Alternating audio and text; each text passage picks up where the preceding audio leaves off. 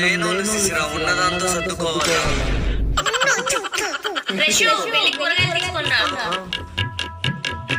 ఇవన్నీ ఇచ్చేయండి అన్న. పెట్టినా చూడు.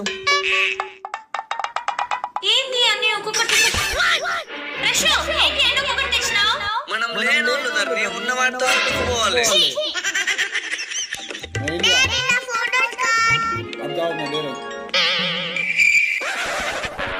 ఏంది అన్నిట్లో 2 ముళ్ళు తెచ్చుకున్నావు?